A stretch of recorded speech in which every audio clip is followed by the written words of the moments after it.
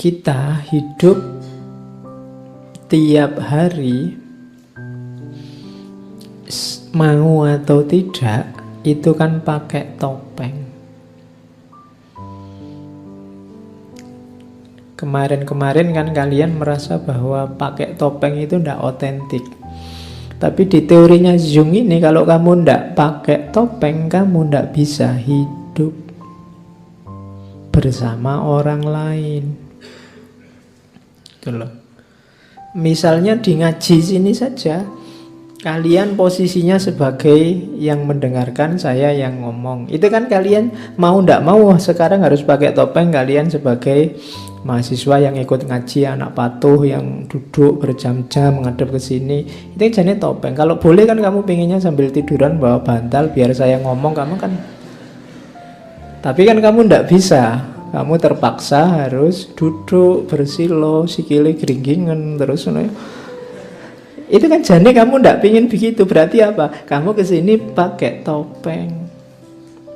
Di kampus juga begitu kan. Saya mahasiswa, mau ngerokok ndak berani, ada dosennya. Karena di sana ada larangan ngerokok. Akhirnya kamu di kampus nggak ngerokok. Ini janjinya topeng. Padahal kamu pingin ngerokok, di sana ndak boleh. Di rumah kamu jadi anak, mau ndak mau konsekuensinya anak itu ya harus patuh sama orang tua. Orang tua nyuruh A ya A, orang tua nyuruh B ya B. Ini kan mau kamu di rumah pakai topeng jadi anak. Di kampus kamu pakai topeng jadi mahasiswa. Di masjid kamu pakai topeng jadi orang soleh. Kalau ke masjid kan kamu gayanya kan kalau orang soleh. Padahal kamu ya nggak mau gitu. Kalau bisa sholat itu mau nggak seribet itu misalnya, nggak serumit itu. Tapi kan nggak boleh, ada aturannya. Jadi dan kamu ikut aturan itu. Topeng-topeng ini nanti yang dikenal sebagai persona. Jadi inilah jembatan yang menghubungkan kita dengan lingkungan sekitar. Ini tidak terelakkan katanya Jung. Mau tidak mau kita harus pakai topeng. Kalau kamu asli menunjukkan keinginanmu, dirimu apa adanya, ya kadang cocok, kadang tidak dengan lingkunganmu. Kayak misalnya, Pak ngaji ini kalau ndak hujan gini sumuk, saya itu pengen nyopot baju ya misalnya. Tapi kan kamu ndak bisa. Kenapa? Yang lain nanti kabur kalau kamu nyopot baju. Aturannya memang di sini harus pakai baju kan gitu. Kamu nggak bebas. Kalau kamu ingin bebas, kamu jangan masuk ke sini, masuk di kamarmu, kamu bebas. Kamu ndak butuh topeng lagi. Tapi apa bisa lepas topeng? Ndak. Kamu lepas satu topeng, ganti topeng yang lain, katanya Jung. Jadi kita hidup ini dari topeng ke topeng. Aslinya gimana? Aslinya ya topeng itu. Tidak ada yang tidak topeng. Kenapa? Kamu kan selalu mengidentifikasi diri. Begitu kamu masuk kamar tadi bebas, kan kamu akan bilang, oh inilah orang bebas. Lah ya itu sekarang topengmu. Kamu sekarang pakai topeng sebagai orang bebas.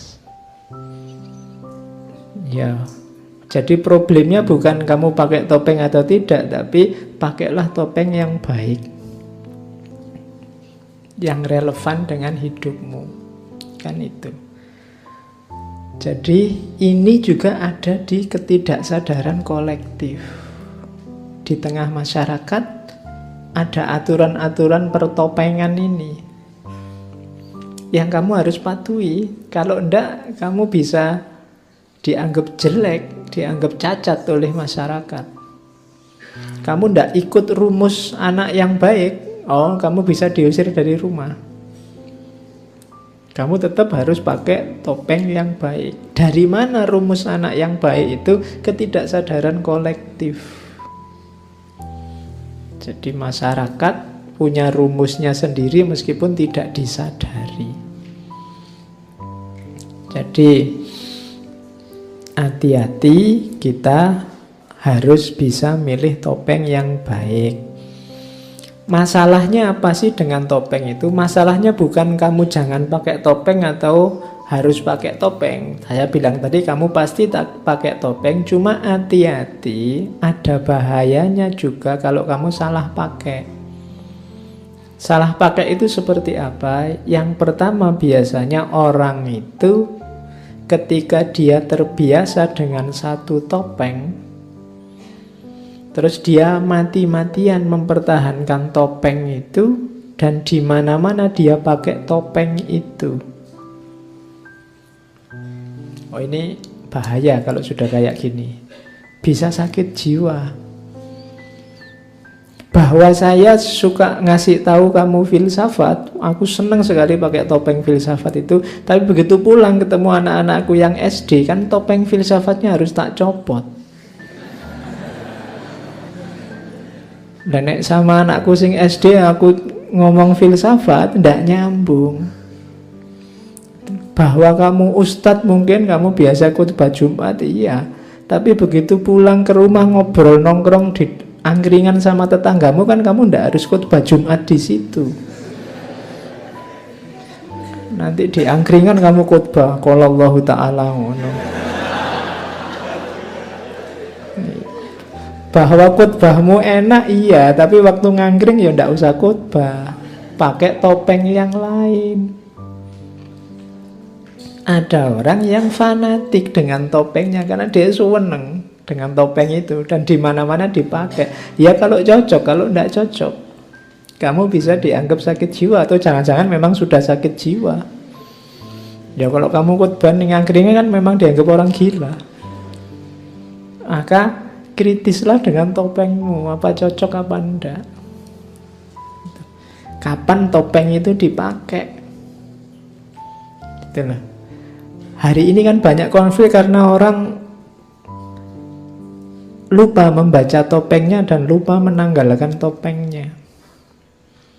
Harusnya kamu mainnya sebagai apa, tapi sekarang main sebagai apa, sehingga harmoninya kacau. Ada orang yang satu topeng dibawa kemana-mana, padahal tidak harus begitu. Bahwa kamu misalnya apa wis calon PNS itu kan cuma di satu topeng hidupmu, bagian hidupmu tertentu. Di bagian yang lain kamu bukan calon PNS, bukan CPNS. Jangan dipakai terus topeng CPNS itu, gitu loh. Jangan dipakai terus kamu santri ngaji filsafat itu. Ada ya kalau waktu ngaji gini kamu santri ngaji filsafat, tapi nanti waktu kamu ngapain sudah jangan dipakai topeng itu lagi, ndak nyambung. Nanti kamu ngantri bensin marah-marah diselani orang, "Duh, aku ini santri ngaji filsafat kok ngantri bensin diselip," misalnya. Ya ndak ada hubungannya. Gitu. Ya. Karena saya pernah ngantri bensin, ada dosen ngantri diselip orang marah-marah, "Aku ini dosen loh," gitu. Jadi ndak salah topeng. Kalau di kelas waktu ngajar ndak apa-apa, aku itu dosen, topengnya pas. Jadi hati-hati, ada masalah persona, yaitu topeng kita cocok apa ndak.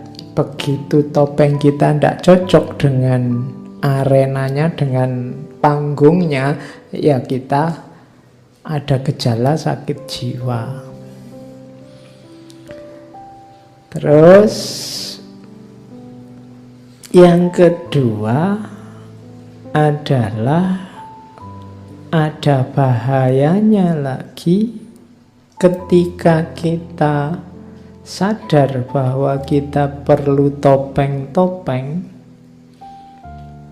Pada akhirnya terus kita sangat ketakutan atau sangat peduli dengan pendapat orang tentang topeng kita.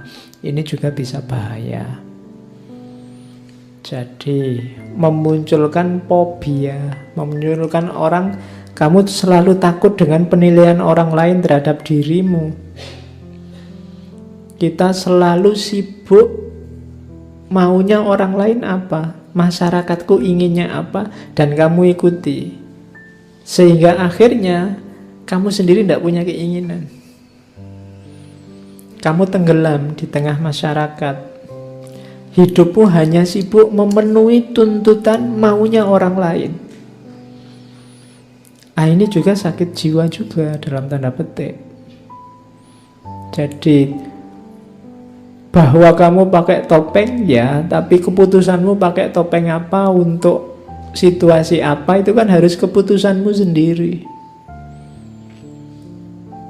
Hari ini kan kita orang lain itu sangat menyusahkan dalam ranah tertentu, maka hati-hati, jangan kehilangan dirimu.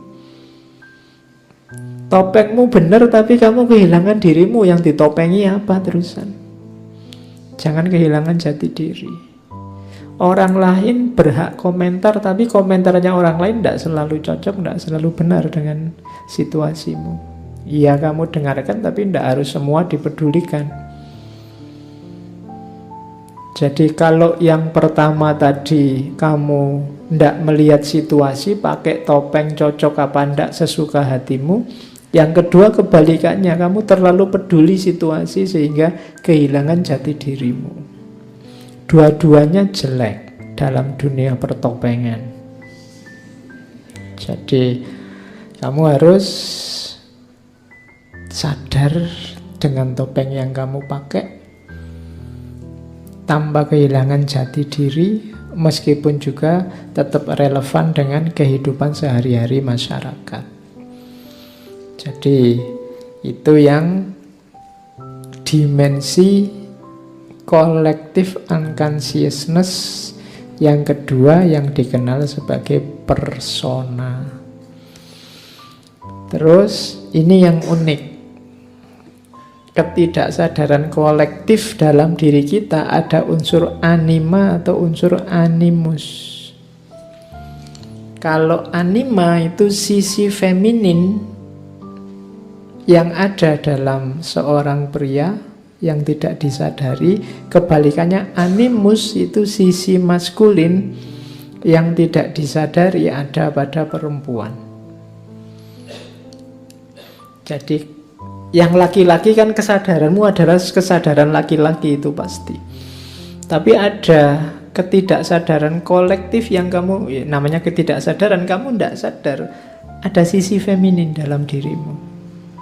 Kebalikannya dalam diri perempuan ada sisi maskulin. Ini nanti yang jadi pemicu. Misalnya kalian punya tipe cewek ideal yang laki-laki, atau yang perempuan punya tipe cowok ideal. Itu pasti dasarnya adalah, kalau yang cewek sisi maskulin dalam dirinya, kalau yang cowok sisi feminin dalam dirinya. Ya meskipun ada unsur-unsur kimiawinya, kromosomnya, macam-macam, tapi ini pengalaman kan ini tadi ketidaksadaran kolektif ini kan diwariskan. Jadi ketidaksadaran kolektif yang diwariskan ini, ya sisi feminin dan maskulin tadi itu ya diwariskan juga. Makanya coba kalian perhatikan ya, tipenya orang barat kayak gimana, tipenya orang timur kayak gimana, itu diwariskan. Kadang-kadang kalian heran, bule cakep-cakep sukanya kok kayak gitu ya misalnya. Kadang-kadang kan begitu. Itu tipe yang diwariskan juga. Jadi ada sisi feminin sama sisi maskulin. Makanya orang kalau nikah itu kan nyari soulmate yang cocok, sesuai yang dia idealkan. Yang miliknya pria namanya anima. Ketidaksadarannya di perempuan namanya animus. Jadi dalam dirimu ada. Ya nanti kalau ketidaksadarannya yang laki-laki kok isinya bukan feminin tapi maskulin, itu nanti yang keluarnya agak aneh. Kebalikannya nanti kamu yang cowok nyari cowok nanti. Ya, tipe idealmu kayak gimana? Cowok. Ya wes, susah lagi. Ya, jadi Dan ini sifatnya juga diwariskan. Saya pernah baca novel tentang kehidupan di Afrika itu. Orang-orang sana itu yang laki-laki mengidealkan perempuan yang kulitnya hitam dan mengkilat. Kemudian yang bibirnya tebal. Jadi kan yang besar itu, radial. Anti-slave. Terus rambutnya keriting-keriting kecil-kecil. Itu kan kebalikanmu. Mereka kalau lihat orang kulitnya putih misalnya, terus bibirnya merah, itu mereka tidak suka, jijik.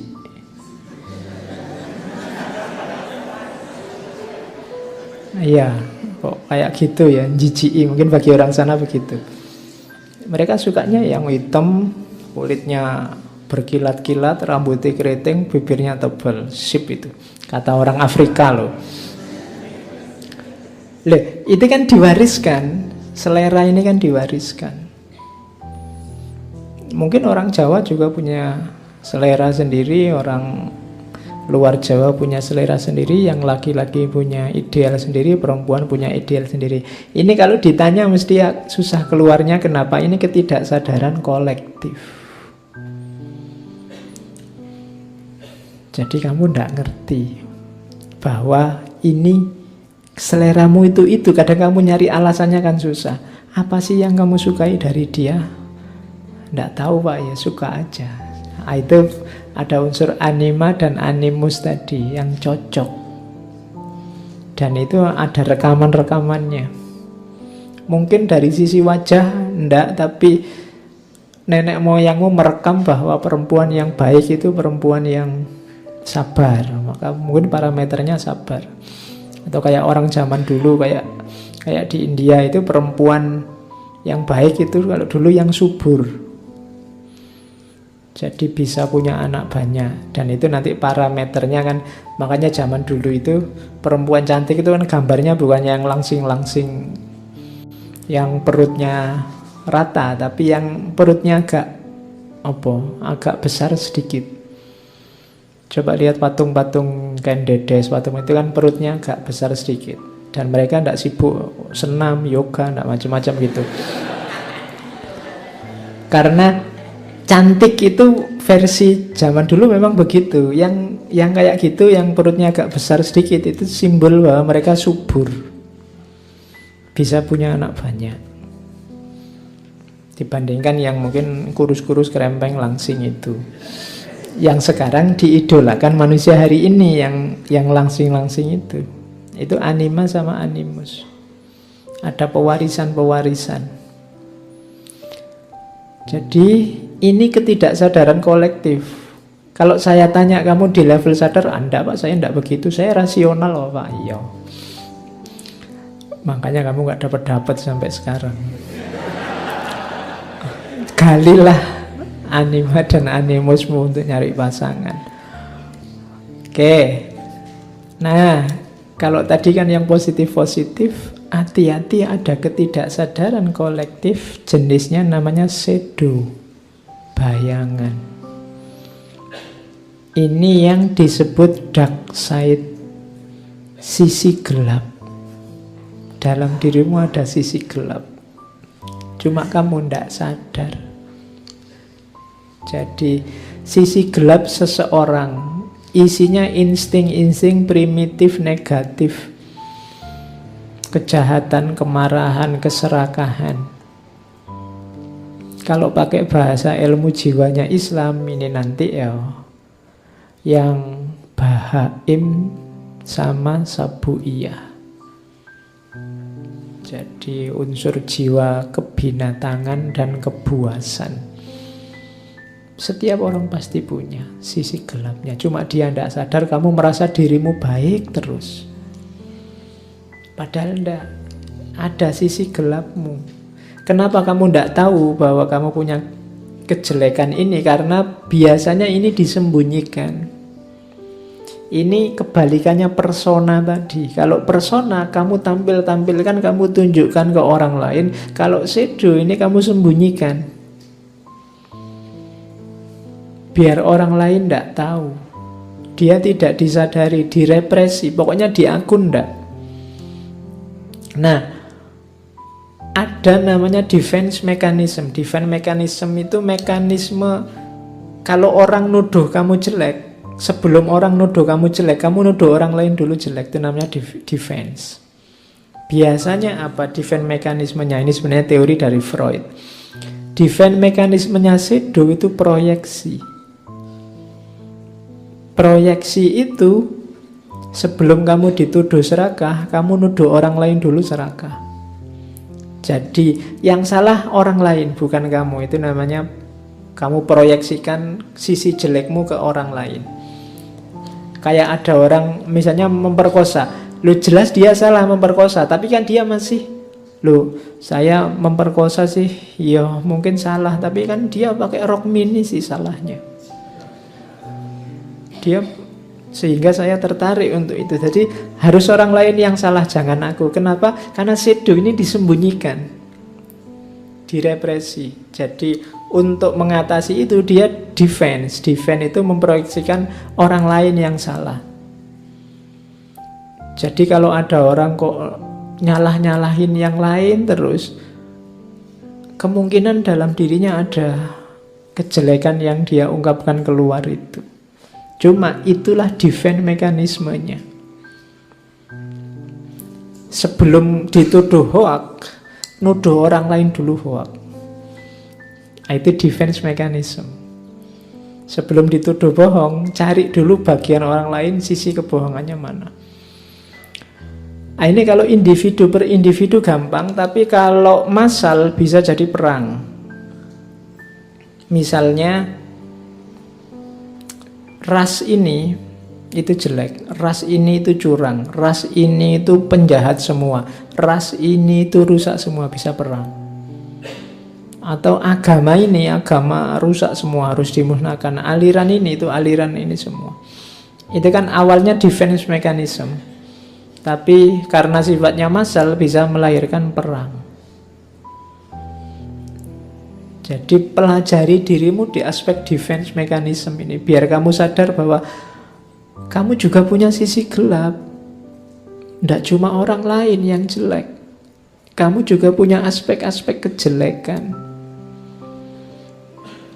Jadi hati-hati dengan gaya proyeksi ini. Jeleknya di kita cuma yang kita timpa kesalahan orang lain. Kenapa kamu tidak tahu bahwa kamu jelek? Karena ini levelnya memang ketidaksadaran kolektif. Jadi ada unsur shadow tadi, bayangan. Kita sembunyikan biar tidak kelihatan, kita tampilkan persona yang baik ke tengah masyarakat. Padahal di balik itu ada kejelekan-kejelekan, kejahatan-kejahatan kita. Sebelum itu diungkap, kita proyeksikan kejahatan itu ke orang lain. Oke. Ini kan logikanya kayak daripada kita yang diteliti, mending kita yang neliti. Daripada kita yang dimaki, mending kita yang maki. Kalau tidak dibunuh, kalau nggak membunuh, kita yang dibunuh. Jadi mending kita membunuh saja. Nah, itu defense mechanism.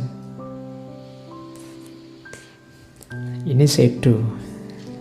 Jadi ayo masuk ke dalam, lihat dalam dirimu ternyata unsurnya macam-macam.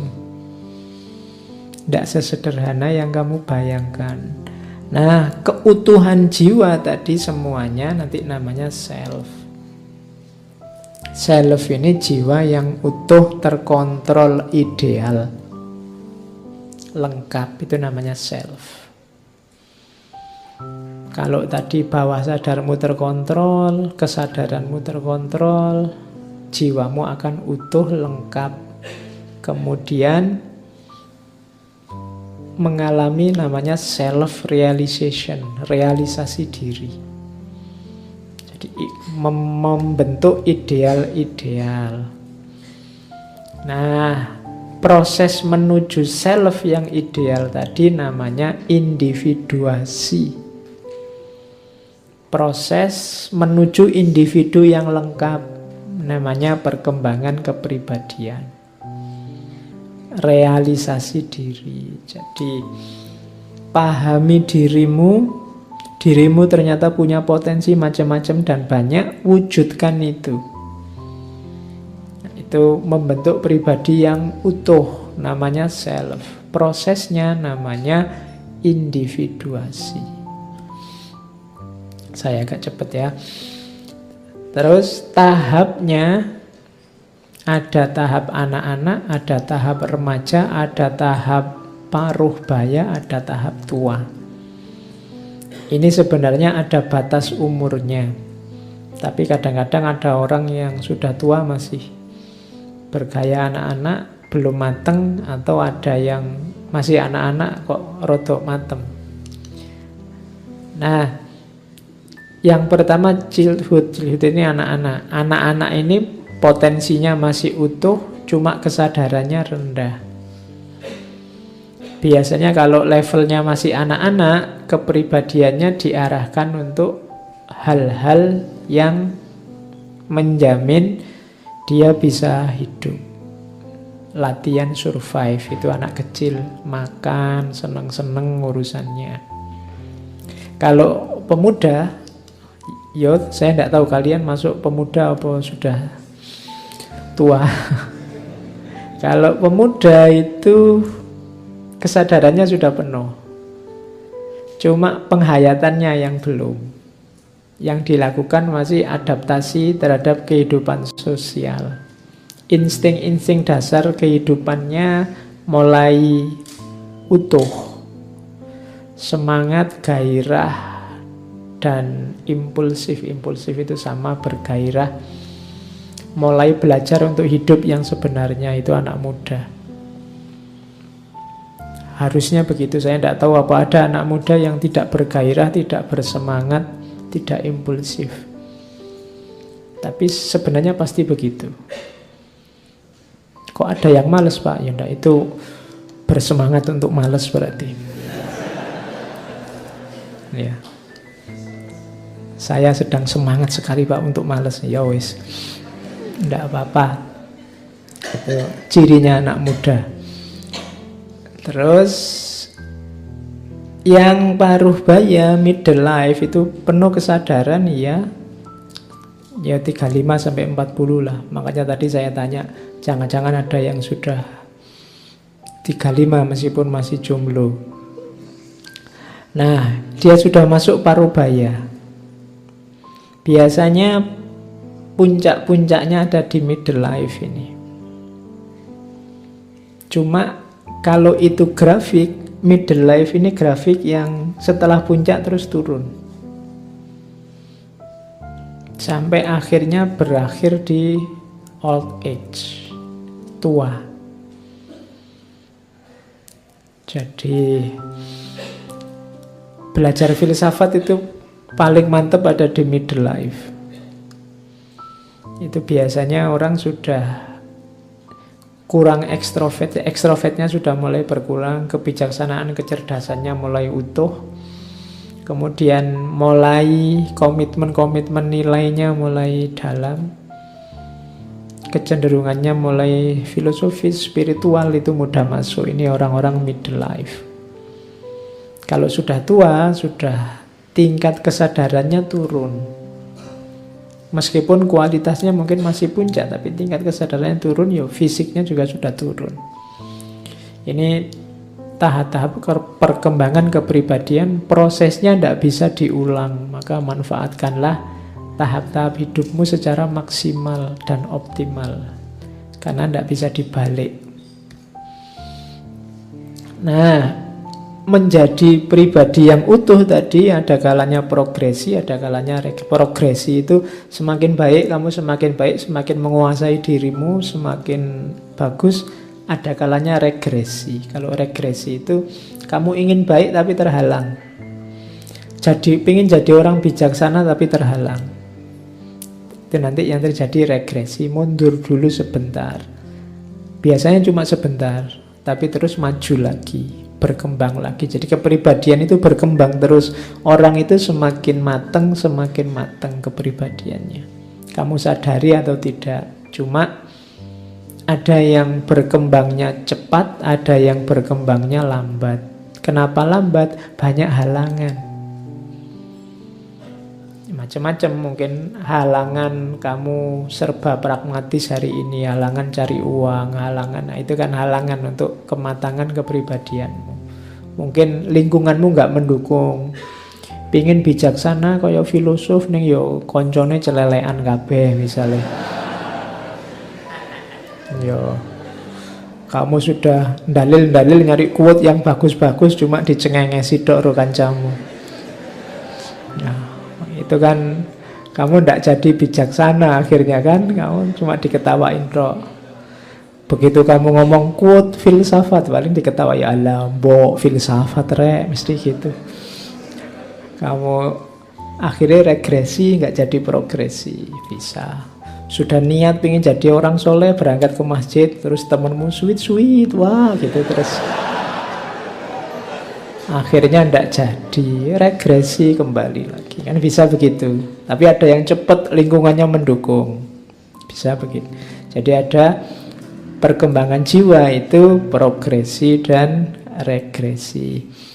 Nah, ini ada ketika kamu gagal menguasai ketidaksadaran tadi, bisa lahir namanya psikopatologi, penyakit jiwa. Yang pertama namanya psikosis. Psikosis ini ketika orang tidak mampu menghadapi lingkungan sekitarnya. Jadi dia tidak bisa membaca realitas, tidak bisa nyambung dengan kenyataan. Itu nanti isinya misalnya delusi, halusinasi. Dia termasuk orang gila, itu orang dia wilayah sadarnya kalah. Hidupnya kayak orang berfantasi terus. Nah, itu namanya psikosis. Kebalikannya psikosis itu neurosis. Kalau neurosis, dirinya yang kalah oleh lingkungan sekitarnya. Jadi keinginan-keinginannya semua dikalahkan oleh situasi sekelilingnya. Itu namanya neurosis.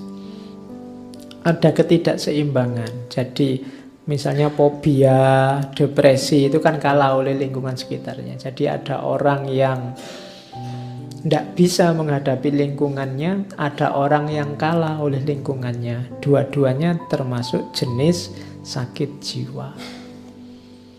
Itu butuh psikiater berarti. Nah, di antara yang dilakukan oleh psikiater, gaya psikoanalisis sama kayak Freud adalah yang digarap antara lain mimpi.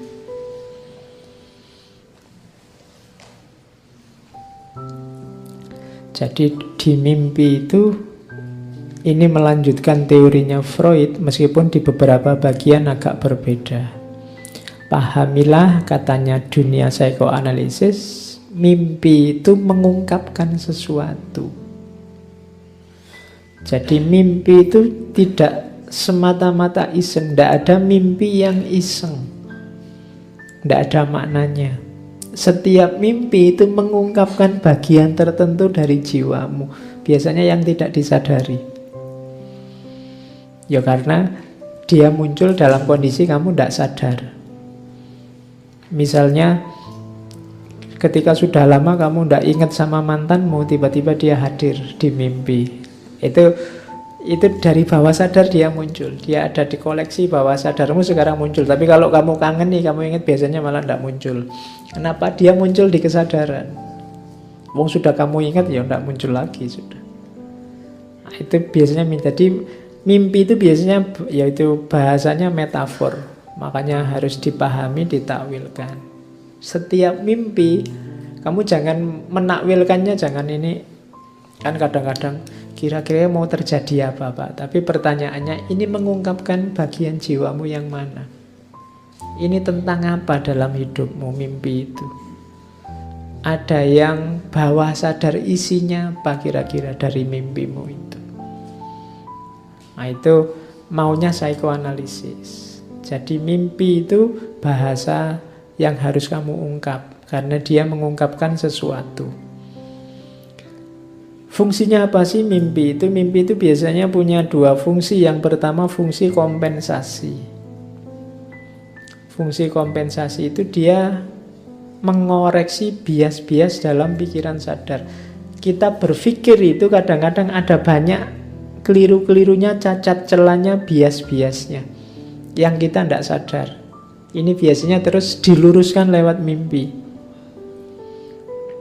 Atau sifatnya retrospektif. Retrospektif itu tentang masa lalu, pengalaman kemarin. Atau prospektif. Prospektif itu visi untuk masa depan. Kemudian cara menginterpretasinya, sambungkan dengan sejarah masa kecil, hubungkan dengan kompleks-kompleks tadi, kan saya bilang tadi yang contohnya ibu tadi. Itu namanya free association. Jadi hubungkan dengan asosiasi bebasnya. Yang kedua, luaskan. Luaskan itu, kalau tadi yang free asosiasi kan orangnya, kalau diluaskan lihat lingkungannya. Jadi kalau kalian tiba-tiba ada orang depresi, stres, tanya, saya kok mimpi ini ya, itu bisa kalian masuk ke asosiasi-asosiasi sejarah hidupnya waktu kecil atau lingkungan sekelilingnya. Cuma ini saya menjelaskannya sangat cepat karena butuh teknik tersendiri biar kalian nggak nyoba. Nanti keliru-keliru. Jadi ada tekniknya untuk psikoanalisis. Yang kuliah psikologi pasti nanti belajar. Teknik untuk mengobati jiwa lewat mengungkap makna mimpi.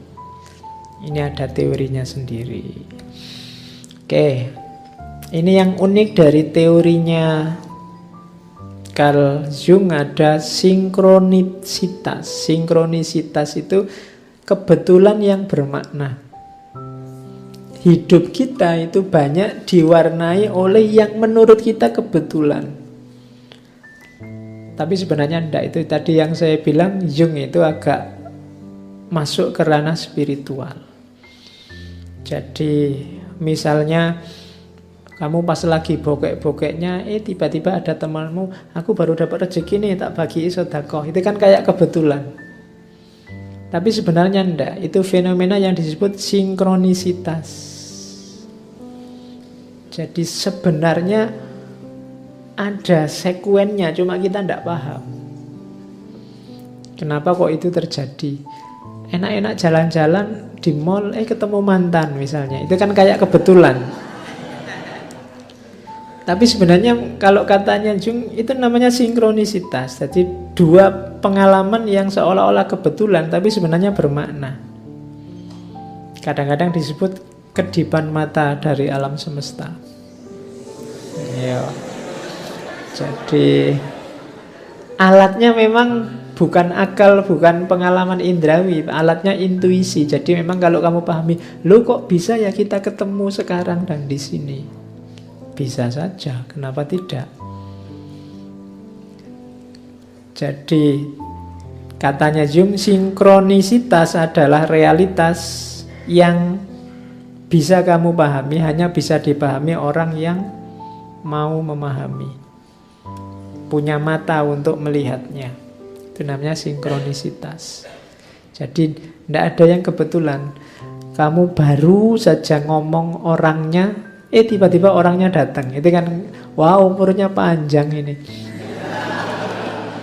Nah, ya kalau di psikologinya Jung itu namanya sinkronisitas. Ada mekanismenya sendiri, dia bisa jadi semacam itu. Oke. Katanya Jung, itu tadi teori-teori ya. Sekarang kita ambil hikmah-hikmah dari Jung. Katanya Jung, thinking is difficult. That's why most people judge. Mikir itu susah, makanya banyak orang malas mikir. Senengannya menghakimi. Jadi sukanya menilai. tidak suka menganalisis. Nanti psikologinya Jung kan dikenal sebagai psikologi analitik. Cuma memang berpikir itu susah. Makanya katanya Jung, thinking is difficult, that's why most people judge. Karena mikir itu susah, banyak orang bisanya menghakimi. Ini kita ingat-ingat ya, kok tiba-tiba kita suka menghakimi orang lain, menilai orang lain, jangan-jangan kita sudah mulai malas mikir. Terus, your vision will become clear only when you can look into your own head. Visimu akan terang, akan jelas kalau kamu melihat ke dalam. Who looks outside dream, who look inside awakes. Orang yang selalu melihat keluar hanya menghasilkan mimpi-mimpi. Tapi orang yang melihat ke dalam, dia akan bangun, terbangkitkan. Kenapa? Dia sadar tentang dirinya. Makanya kalau kalian selalu nyari parameter keluar, nyari sandaran keluar, melihat keluar, membaca keluar, biasanya hasilnya mimpi-mimpi. Kamu ingin ini, ingin itu, punya target ini, punya target itu. Mimpi itu kan tidak sadar. Tapi kalau kamu masuk ke dalam, yang terjadi kebalikannya, kamu akan bangun. Kamu akan ngerti siapa kamu, apa tugasmu, apa yang harus kamu lakukan, dan apa yang jangan kamu lakukan. Maka who look outside dream, who look inside awakes. Siapa yang melihat keluar akan bermimpi, dan siapa yang melihat ke dalam akan terbangun. Kalau ini nasihat untuk orang-orang pintar, orang-orang berbakat, orang-orang istimewa. Dan kalian semua adalah orang istimewa. Tidak ada orang yang tidak istimewa. If you are a gifted person, it doesn't mean that you gain something. It means you have something to give back. Kalau engkau orang yang berbakat, dikarunia Allah untuk jadi orang yang punya banyak potensi besar, itu maksudnya bukan kamu memperoleh sesuatu, tapi maksudnya adalah kamu harus memberikan sesuatu. Jadi kalau kamu punya kelebihan apapun, keistimewaan apapun, itu membacanya jangan hanya bahwa itu anugerah, tapi itu juga tanggung jawab. Kamu harus memberikan sesuatu, tidak hanya bahwa kamu adalah orang yang istimewa, tapi kamu adalah orang yang punya tanggung jawab dibandingkan orang lain yang tidak mendapat anugerah seistimewa dirimu. Jadi itu maunya Jung. I am not what happened to me, I am what I choose to become. Jadi kamu ingin jadi apa? Pilihlah. Target mulai sekarang, bentuk mulai sekarang. Jadi tidak usah galau dengan yang terjadi hari ini. Pak, kalau saya kayak sekarang hidupnya kayak gini, apa bisa saya nanti jadi orang besar? Bisa. Karena you adalah what you choose to become. Kau adalah apa yang kau pilih untuk menjadi. Kamu ingin jadi apa? Bisa. Ingin ngerti filsafat, saya ingin mendalam sekali filsafat, bisa. Tapi saya baca satu buku aja sudah puyeng, Pak. Liu baca banyak buku aja. Iya, salahmu sendiri baca satu buku. Mending baca banyak buku, sama-sama puyengnya, tapi kan bacaanmu banyak. Kamu pasti bisa. Apa sih yang tidak bisa? Wong potensimu sama dengan yang diberikan pada orang-orang besar, filosof-filosof besar, ulama-ulama besar. Kamu punya waktu yang sama dengan mereka 24 jam.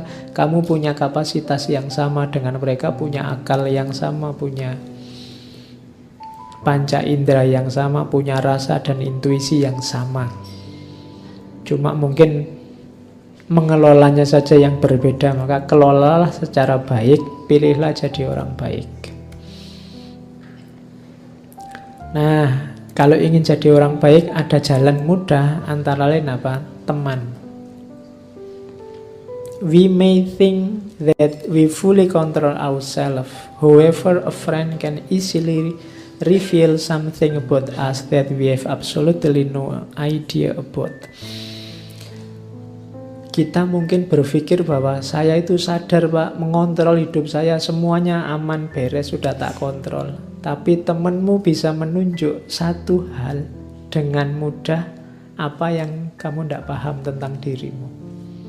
Kadang-kadang temanmu bisa ngomong, kamu itu kalau ngomong sinis loh. Itu yang ngerti temanmu, bukan kamu. Kamu merasa ngomongku biasa-biasa saja kok. Temanmu yang tahu. Jadi maka kamu butuh teman, kamu butuh sahabat untuk bisa semakin baik. Karena kita ini terbatas, ternyata setiap orang punya ketidaksadaran yang sangat banyak. Orang lain mungkin bisa mengungkap sedikit banyak ketidaksadaranmu. Kamu kalau pidato itu mesti ada dehemnya. Satu kalimat dehemnya 3 kali. Itu kan temenmu yang ngerti. Kadang-kadang kan bolak-balik itu kan kamu tidak sadar. Tapi temenmu bisa